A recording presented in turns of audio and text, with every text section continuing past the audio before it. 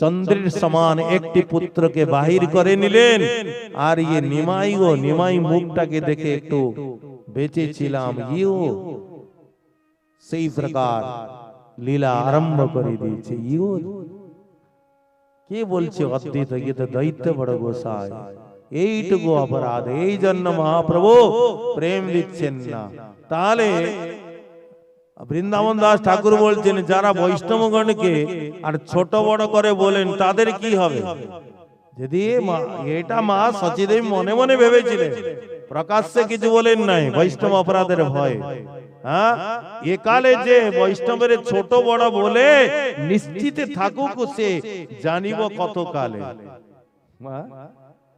সে নিশ্চিত থাকুক, সে নিজেই বুঝতে পারবে বৈষ্ণব অপরাধ এত ভয়ঙ্কর। মহাপ্রভু বলছেন অদ্বৈত চরণ ধুলি লইলে মাথায়, হইবে প্রেম ভক্তি আমার আজ্ঞায়। যখন সবাই শুনলেন, মাতা সচিদেবী শুনেছেন, সমস্ত ভক্তগণের সহিত মাতা সচি অদ্বৈত প্রভুর কাছে পৌঁছালেন। অদ্বৈত প্রভুর নিকটে সমস্ত কথা নিবেদন করলেন। শুনি অদ্বৈত প্রভু বললেন, হে ভগবান, কি বলছো তোমরা? অদ্বৈত প্রভু বললেন, যার গর্ভে মোর প্রভুর অবতার, সে মোর জননী, মুই পুত্র সে তার। সে আইর চরণ ধুলি আমি পাত্র, আর সে আইর প্রভাবে না জানে তিল মাত্র। প্রভাব না জানো তিল মাত্র। বিষ্ণু ভক্তি স্বরূপিণী আই পতিব্রতা, তোমরা বা মুখে কেনে আনো হেন কথা। প্রাকৃত শব্দেও যে বলিবে আই, আই শব্দ প্রভাবে তাহার দুঃখ নাই। যেন গঙ্গা তেন আই, কিছু ভেদ নাই।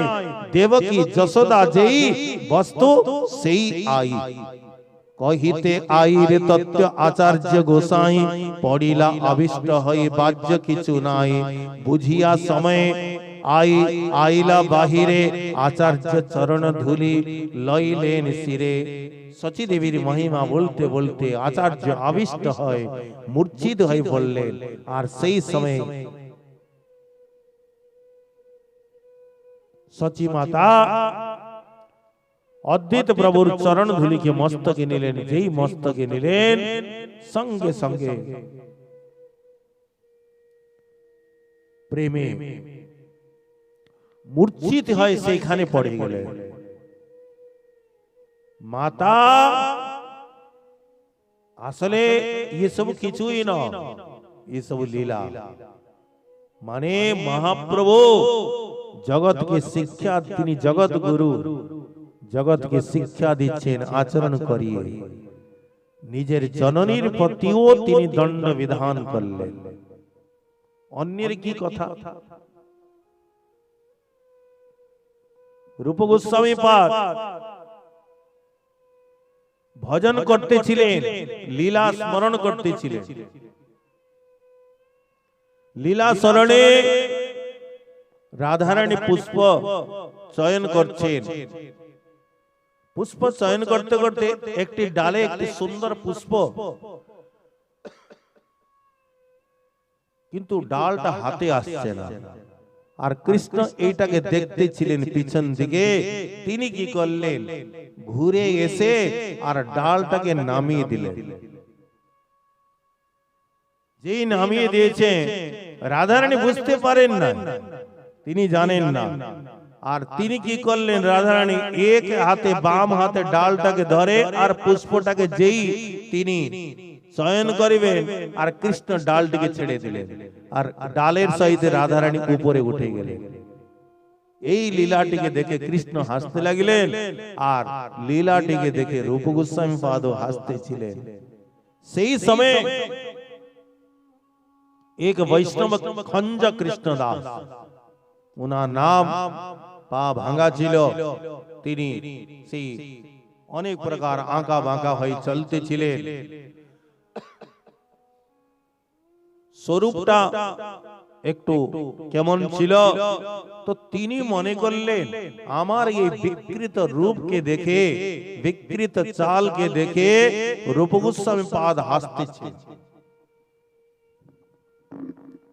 আরে তো আমি কি করব, আমার কপাল এমন। মনে একটু কষ্ট পেলেন, চলে গেলেন। কারণ এরা তো বৃন্দাবনের বড় বড় গোসাই, এনাদেরকে তো কিছু বলা যাবে না। দুঃখ পেয়ে চলে গেলেন। যেই চলে গেলেন, লীলাটা সেখানে অন্তর্ধান হয়ে গেল। আর লীলা আসছে না। বহু চেষ্টা করার পরেও লীলা আসছে না। রূপ গোস্বামী পাদ বৈষ্ণবগণকে জিজ্ঞাসা করলেন, অন্তত গত্যা তিনি সনাতন গোস্বামীকে জিজ্ঞাসা করলেন, দাদাকে, হ্যাঁ, যদ্যপি রূপ বড় ছিলেন, কিন্তু সনাতন গোস্বামীকে তিনি বড় মানতেন। বললেন এর কারণ কি? তখন সনাতন গোস্বামী বললেন, রূপ ইয়ে বৈষ্ণব অপরাধ ছাড়া আর কিছু হইতে পারে, নিশ্চয় কোন না কোন বৈষ্ণবের চরণে অপরাধ হয়েছে। রূপ গোস্বামী পাদ বলছেন, আমি তো কোন বৈষ্ণবের চরণে কিছু সেই প্রকার অপরাধ করিনি, মনে তো কিছুই আসছে না। তখন সনাতন গোস্বামী পাদ বললেন, তুমি একটা বৈষ্ণব সেবা দাও।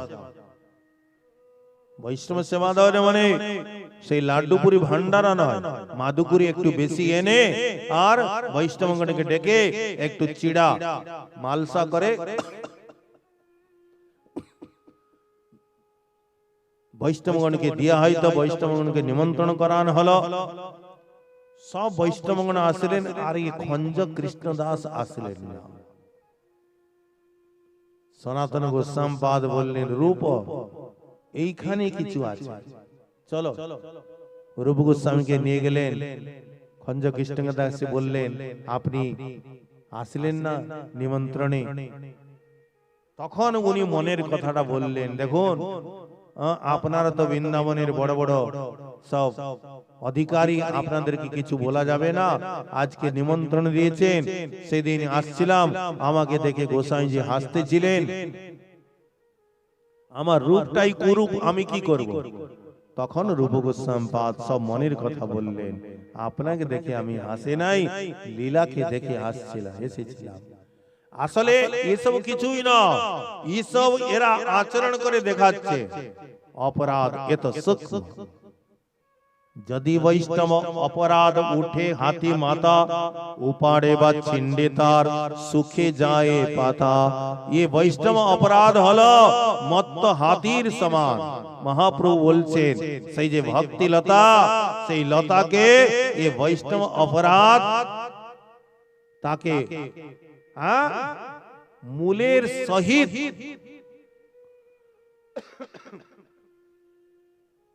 ছিন্ডে ফেলে দেয়। সেই জন্য সাধক খুব সাবধান থাকবে। ये যে নাম অপরাধ, ये 10 প্রকার নাম অপরাধ। এই অপরাধের জন্যই এই নামের যে ফল, সেই ফলের আমরা প্রাপ্তি থেকে বঞ্চিত হয়ে যায়। প্রথম অপরাধ ये বৈষ্ণব অপরাধকে বলা হলো। আর দ্বিতীয় অপরাধ হলো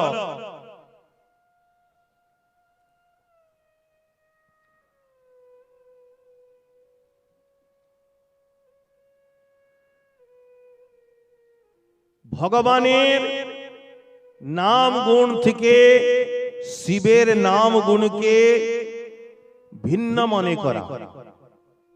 দেখুন, ये একটু কঠিন তত্ত্ব। মানে যারা ভগবান শিবকে स्वतंत्र ईश्वर মনে করেন, ইও এক প্রকার অপরাধ। ভগবান শিব যদিবা তিনি ঈশ্বর তত্ত্ব, কিন্তু তিনি নিজেকে ভক্ত মানেন। ভাগবতে অন্তিমে বলা হয়েছে, বৈষ্ণবানাম যথা সম্ভব। আমাদের এই বৈষ্ণব পরম্পরায় আমরা ভগবানের শিবের যে পূজা করি, তাকে বৈষ্ণব শ্রেষ্ঠ হিসাবে পূজা করি। আমাদের রজনী বাবা আশ্রমে শিবের পূজা হয়, সেখানে ভগবানের নৈবেদ্য সমর্পণ করা হয়। আমরা শিবকে সেইভাবে পূজা করি না, ভগবানের নৈবেদ্য भगवान के अर्पण करा वस्तु से शिव के अर्पण करा है उनाके वैष्णव श्रेष्ठ मने करे स्वतंत्र भावे ईश्वर बुद्धि करे सेवा करले तिनी प्रसन्न हन ना कारण तुमी पुनि दीन राम राम दिन राति सादर जपे हो अनंग आराती श्री भगवान महादेव हाँ तिनी सर्वदा राम राम जप करते छे नाम प्रभाव जान शिवनी को काल कोटो फल देने अमी को আপনারা শ্রবণ করেছেন ভগবান দৈত্য দেবতাগণ কে নিয়ে সাগর মন্থন করেছিলেন সাগর কে মন্থন করা যায়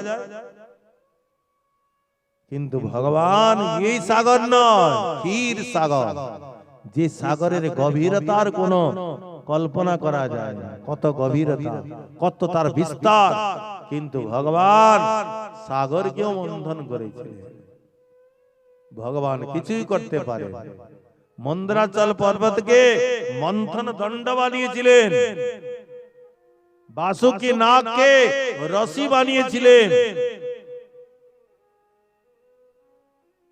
আর সেই সমুদ্র মন্থনে সর্বপ্রথম বেরি হলো হলাহল বিষ ন যস্য প্রতিক্রিয়া যার কোনো প্রতিকার নাই যাকে কিছু খণ্ডন করা যাবে না তার প্রতিকার নাই যে বিষে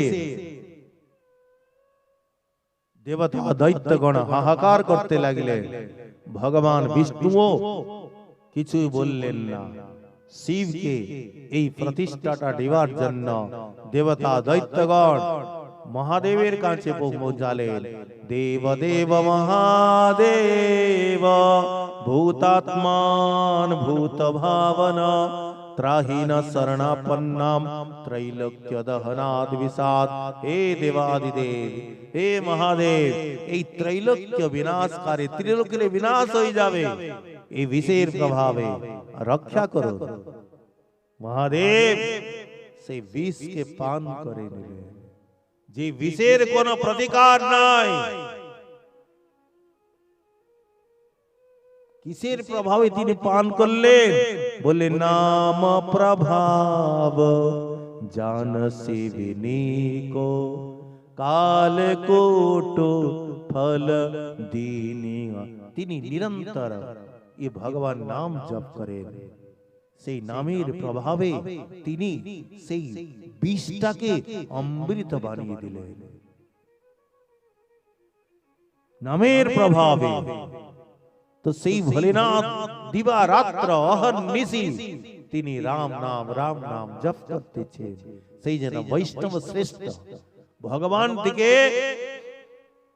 ভিন্ন নন আবার অভিন্নও নন বৈষ্ণব শ্রেষ্ঠ রূপে ওনাকে পূজা করিবেন তৃতীয় অপরাধ গুরু অবজ্ঞা যে গুরুদেব কৃপা করে এই নাম ধন প্রদান করেছেন আর সেই গুরুকে যদি অবজ্ঞা করা যায় গুরুকে হুম কৃত্য তুম কৃত্য তু করে হুঁ করে গুরুর প্রতি যদি অবজ্ঞা সূচক বাক্য বলা হয় তার প্রতি নাম ভগবানও প্রসন্ন হন না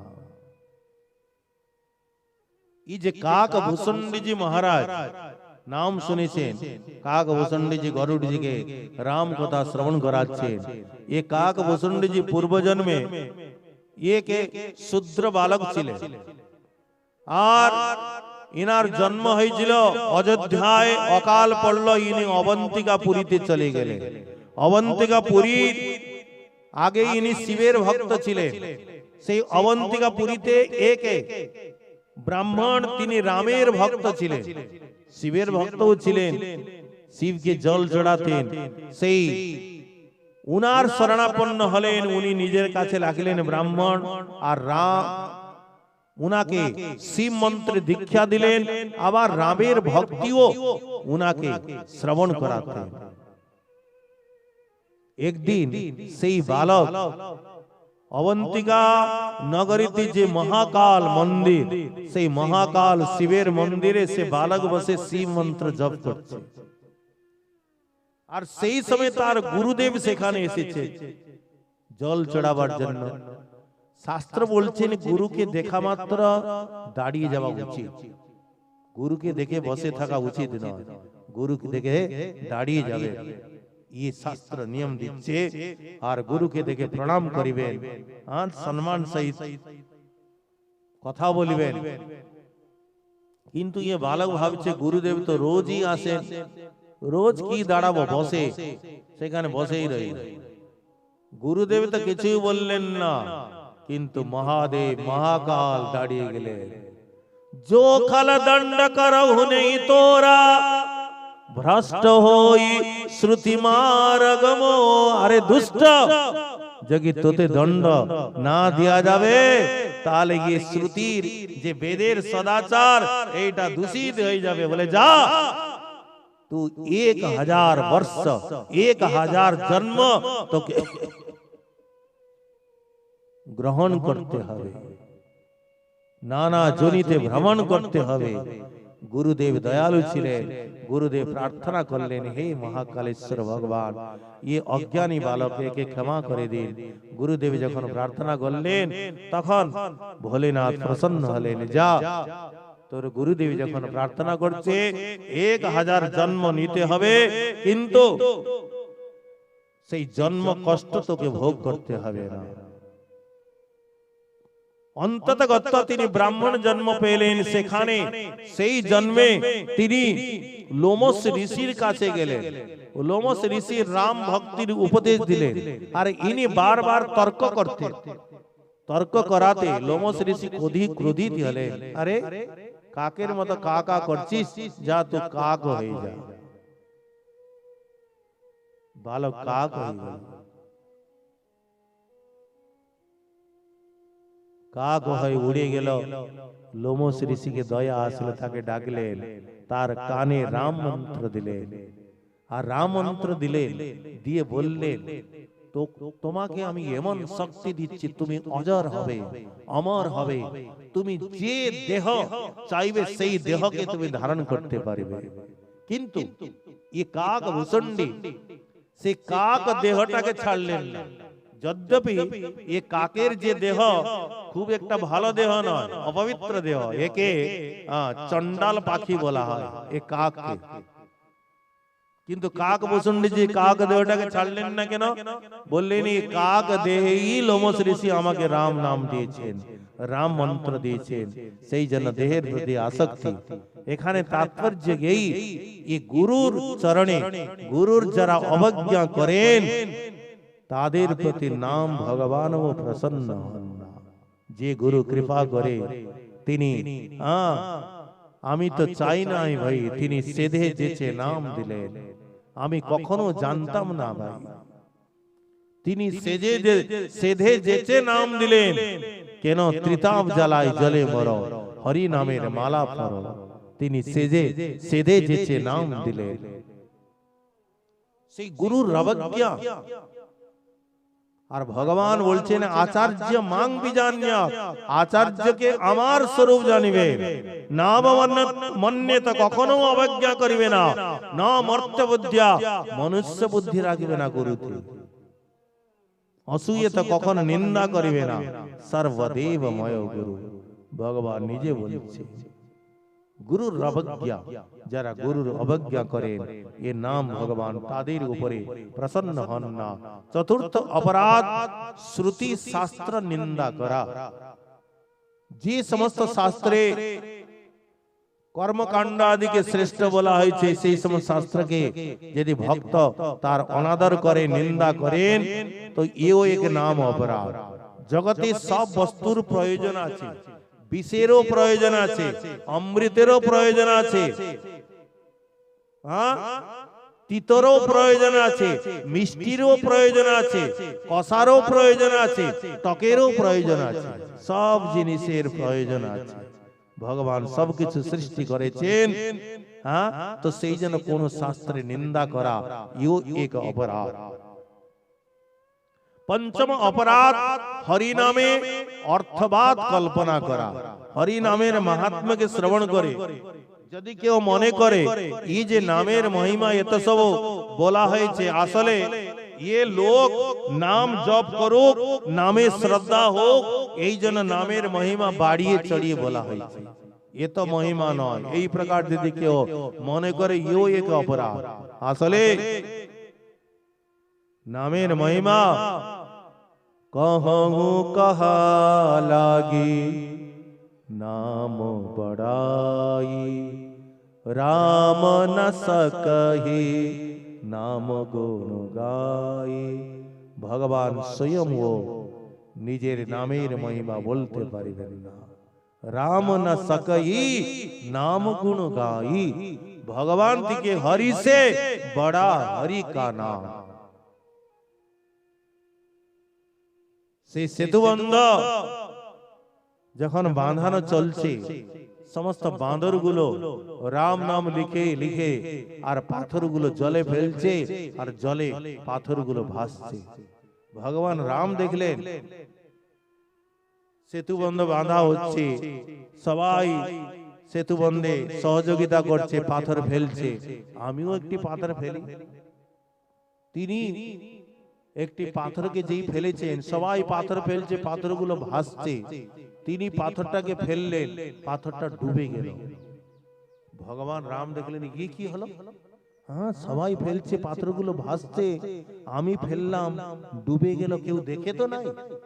এদিক ওদিকে দেখছেন হনুমান জি পৌঁছে গেলেন প্রভু কি দেখছেন না না হনুমান কিছু নয় আরে প্রভু আমি সব জানি সব দেখেছি। अरे प्रभु আমরা যাকে ফেলছি আপনার নাম লিখে ফেলছি আপনার নাম আশ্রয় পেয়েছে এই জন্য সাগরে তারা ভেসে উঠেছে। আর যাকে স্বয়ং আপনি ছেড়ে দিবেন সে ভবসাগরে ডুববে না তো কি হবে। যারা ভাসছে আপনার নামের আশ্রয় নিয়ে তারা ভাসছে। वो पत्थर भी तर गए जिस पर लिखा था राम का नाम वो सब नर डूब जाएंगे जिनमें नहीं है नाम हरि से बड़ा हरि का नाम। हरि नामे अर्थवाद कल्पना करा यदि केउ बोले ये नामेर महिमा अत्यंत बाड़िए चढ़िए बोला হয়েছে ইও एक अपराध। ये কিছুই নয় नामेर महिमा যতই स्वयं राम न सकही नाम गुण गाय स्वयं भगवान वो ये नामेर महिमा बोलते पारिबे ये तो महिमा। षष्ठ अपराध नाम बोले पापे प्रवृत्ति। शास्त्रे सुनलो কি শুনল এক কৃষ্ণ নামে যত পাপ হরে পাতকীর সাধ্য নাই তত পাপ করে। শাস্ত্রে শুনেছে এখন পাপী মনে করছে যখন একবার কৃষ্ণ নাম উচ্চারণ করলে এত পাপ নষ্ট হয় তখন পাপও করব আর নামও উচ্চারণ করব বলে গিয়ে নাম বলে পাপ প্রবৃত্তি এও এক ঘোর অপরাধ তার যমরাজের দ্বারাও শুদ্ধি হবে না। সপ্তম अपराध अन्यान्य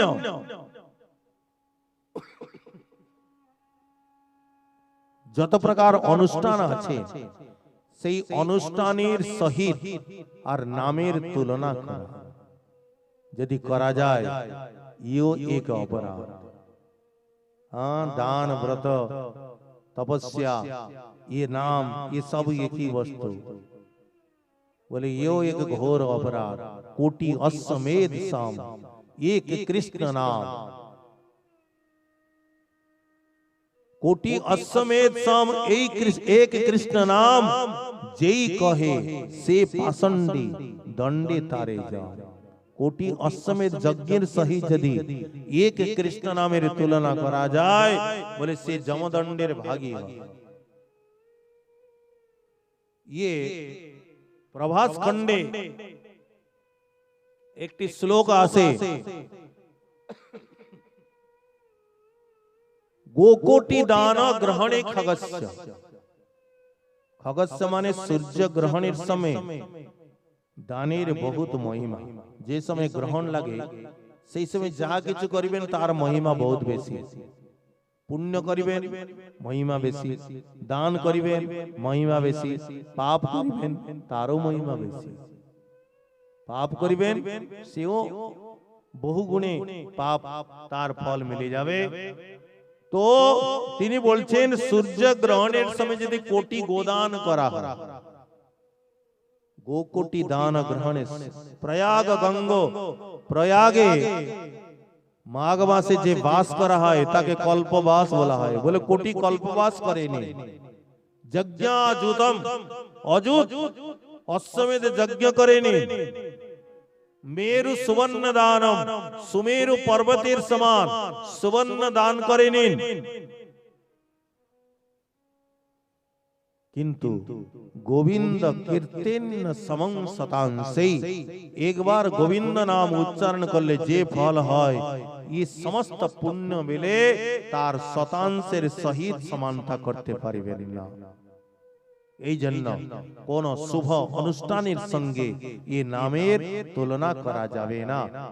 অষ্টম অপরাধ বিমুখ জনকে নাম উপদেশ করা, যাদের নামের প্রতি শ্রদ্ধা নাই আর তাদেরকে যদি নাম উপদেশ করা হয় ইও এক অপরাধ। নবম অপরাধ নাম महिमा के श्रवण करे আর নামকে जप ना करा, नाम ग्रहण ना करा, यो एक अपराध। और दशम अपराध ये आमी आमार ये समस्त विषयेर मध्य तत्पर थाका থেকে নামকে বিস্মৃত হয়ে থাকা, ইও এক নামা অপরাধ। যাদের নামাপরাধ হয় তাদের উদ্ধারের উপায় কি? বলে নাম হি তাদের উদ্ধারের উপায়। প্রথম কথা, যদি কোন বৈষ্ণবের চরণে অপরাধ হয়েছে, যদি জানা থাকে সেই বৈষ্ণবের চরণে প্রণাম করে অপরাধ ক্ষমা চেয়ে নিতে হয়। আর যদি বা না জানা থাকে, স্মরণে আসছে না, তো সেই নামকে হি গ্রহণ করতে হবে। নাম গ্রহণ করতে করতে নামের কৃপায় সমস্ত অপরাধের খণ্ডন হয়। মহাপ্রভু বলছেন রূপ যদি বৈষ্ণব অপরাধ উঠে হাতি মাতা, পাগলা হাতির মতো যদি সে বৈষ্ণব অপরাধ উঠে, তো সেই সাধকের শ্রবণ কীর্তন রূপী জলের দ্বারা অতি প্রযত্নে সেই যে তার রোপণ করা যে ভক্তি লতাকে সে এক ক্ষণের মধ্যে ছিঁড়ে ফেলে দেয়। সেই জন্য বৈষ্ণব অপরাধ থেকে সাবধান থাকবে। তাতে মালি যত্ন করে আবরণ, অপরাধ হস্তি যাইছে না হয় উদ্গম। সেই জন্য সে মালি মানে সাধক সেই অপরাধ থেকে খুব সাবধান থাকবে। আর আবার সাবধান করলেন মহাপ্রভু, সেই লতার সঙ্গে সঙ্গে আবার উপলতা আছে, সেগুলো যদি বেড়ে যায় তাহলে মূল লতা বাড়তে পারে না। কিন্তু যদি লতার সঙ্গে উঠে উপশাখা, ভুক্তি মুক্তি বাঞ্ছা যত অসংখ্যতার লেখা, নিষিদ্ধাচার কুটিনাটি জীব হিংসন লাভ প্রতিষ্ঠাদি আদি যত উপশাখা গণ। উপশাখা, উপশাখা কি? ভজন করতে করতে नाम हो गल, ये महात्मा खूब भजन करे, नाम निष्ठ महात्मा। चारदिके खूब प्रचार हईते लागल, भक्तगण आसते लागलेन, बाबा आमाके दीक्षा प्रदान करुन, आमाके मंत्र प्रदान करुन, बाबा किछु सेवा ग्रहण करुन, बाबा आमी एकटा गरु দিব, बाबा आमी एकटा आश्रम बानिয়ে দিব, आमी एकटा मंदिर बानिয়ে দিব। তখন যদি महात्मा সেই দিকে ফেসে গেলেন, লাভ পূজা প্রতিষ্ঠার দিকে মন্দির, আর ধীরে ধীরে ভজন সে ছুটে যায়। আর সে মূল যে ভজনের যে ভক্তিলতা সে সেইখানে স্তম্ভীভূত হয়ে যায়, আর ये सब উপশাখা ये বেড়ে যায়। সেই জন্য মহাপ্রভু সাবধান করলেন। জল শেখা জল শেখ পাইয়া শেখ জল পাইয়া উপশাখা বাড়ি যায়, স্তব্ধ হইয়া মূল শাখা বাড়িতে না পায়। প্রথমেই উপশাখার করিয়ে ছেদন, তবে মূল শাখা বাড়ি যায় বৃন্দাবন। যদি উপশাখাকে প্রথমেই সাধক ছেদন করে ফেলে, কেটে ফেলে, তবে হি মূল শাখা গোলক বৃন্দাবনে যাবে, আর সেখানে কল্প বৃক্ষ শ্রীকৃষ্ণ চরণকে প্রাপ্তি করে নানা প্রকার অমৃত ফলকে ধারণ করিবে, আর যাকে মালি আস্বাদন করিবে। এই প্রকার এই তো পরম ফল, পরম পুরুষার্থ, যার আগে তৃণতিল্লচারী পুরুষার্থ। আগে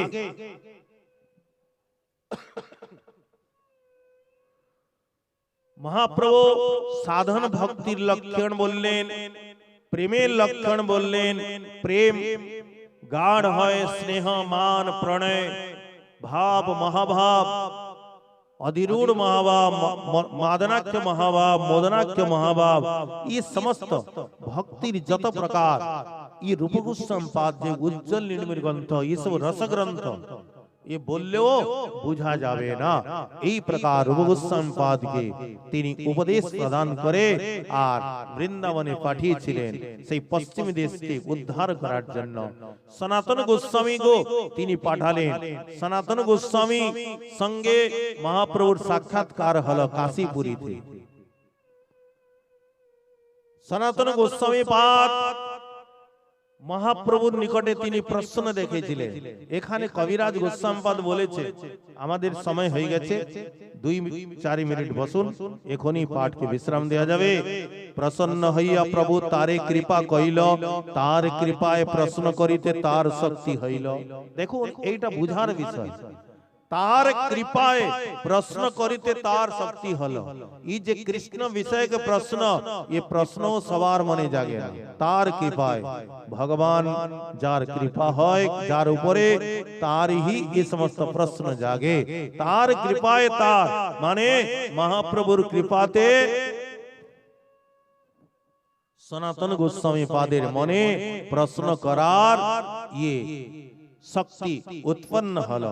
तखन पूर्वे जैसे राय पासे प्रभु प्रश्न कइल तार शक्ति रामानंद तारे उत्तर दिल। पूर्वे तिनी रामानंद राय निकटे नाना प्रकार प्रश्न राखले, महाप्रभु निजे सेखाने प्रश्न करता और रामानंद रायर मुखे तिनी ही बक्ता, तिनी ही उत्तर दाता। रामानंद राय परे स्वीकार करेছেন, বলছেন প্রভু আমার মুখ একটি বীণার যন্ত্রের তারের মতো, আপনি সেই তারকে যেমন ঝংকার দিচ্ছেন আমার জিহ্বা তেমন উচ্চারণ করছে। আমি বীণা যন্ত্র আর আপনি বীণাধারী, যেমন ঝংকার দিচ্ছেন তেমন উচ্চারী। তিনি রামানন্দ রায়ের কাছে সেখানে প্রশ্নকর্তা হয়, তার মুখে উত্তর দিলেন, আর এখানে সনাতন গোস্বামীর মুখে প্রশ্ন করিয়ে নিজে সমাধান করছেন।